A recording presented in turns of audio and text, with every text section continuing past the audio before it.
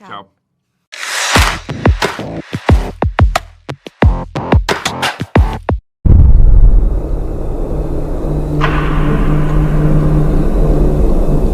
What's it like? Yes, I'm Damiano Panattoni from Italy, Movieplayer. Ciao. Hi. Hi. Hi. Lucy. Hi, nice to meet you. Nice to see you. So, in the beginning, Soderbergh has a unique cinematic look. What did he ask you before filming? Whatever. Soderbergh has very little to ask of you other than to be ready, because nobody is more ready than Steven. Like, you can get there as early as you want. Steven will be there before you, and he is ready to shoot.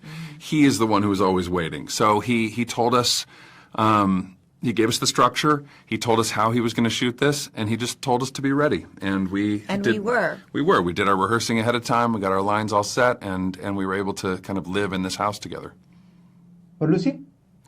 I think for Steven, he really just wanted us to connect as a cast. I mean, he never said that, but I got the impression that when he said be ready, it wasn't just like, I know my lines. I think it was more that our rhythm, the tempo, the way that we talked, it was as if we'd been a family from the very beginning. So it was really a kind of a united front. Yeah. We didn't want to disappoint him. In the movie, we are told that change is good. In your opinions, why we are afraid of changes? I think we're afraid of change because we're afraid of the unknown. We like what is familiar, and so we find these habits or these patterns that feel comfortable, and we live in them for long enough that eventually we get stuck in them. So to change is to grow, and it can be very scary. Yeah, and I think sometimes, and in this case for my character, she had to be forced to change by a tragic incident. And so, because she wasn't probably going to otherwise, she was very stuck and rigid in how she wanted her son's life to go. And I think that created a very difficult path and relationship with her husband, with her daughter. And I think when you are forced to do something like that, when you lose something, when you have loss, it creates this space. And when the space was created, she was able to soften. The movie is shot in one location. Has this influenced your way of acting?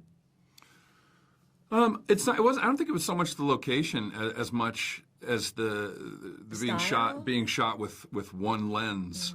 You know, the film was shot on a 14 millimeter wide angle lens that was from a single perspective, and so that definitely the learning curve on the performance was different because we will do different things depending on the size of the lens, how close the camera is, how far away the camera is. And this was just one shot, and I think it was certainly shocking to my system starting, like, oh, that's it. There's going to be no edits. There's going to be no Close up on the phone. Yeah. There's going to be none of that stuff. So we're just kind of living, and that it took me the first day of shooting to kind of figure out how that was all going to work. It became more of a theatrical stage, and I think there was a freedom in that for us. But it was not your traditional filming where, you know, you do the wide shot, you do the close up, and then, well, you know, you can't hide if there's a mistake through editing. You always expect Steven Soderbergh to do something different, and you've never seen him do this. Why horror genre or horror psychological today is so relevant, in your opinion?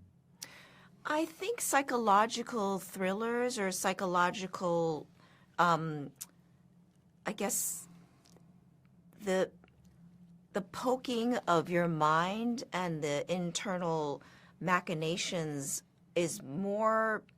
It's not tangible, and I think seeing somebody running around with a mask and a knife is, you know, like those are the jump scares. But when you can't see it, it's more dangerous. And I think that makes the tension of this movie, which David did such a beautiful job with writing that, is there's more anxiety and there's more of the sort of on the edge of your seat feeling than waiting for somebody to jump out of the woods, you know? Thank you so much for your time. Bye. Thank you. Ciao. Ciao.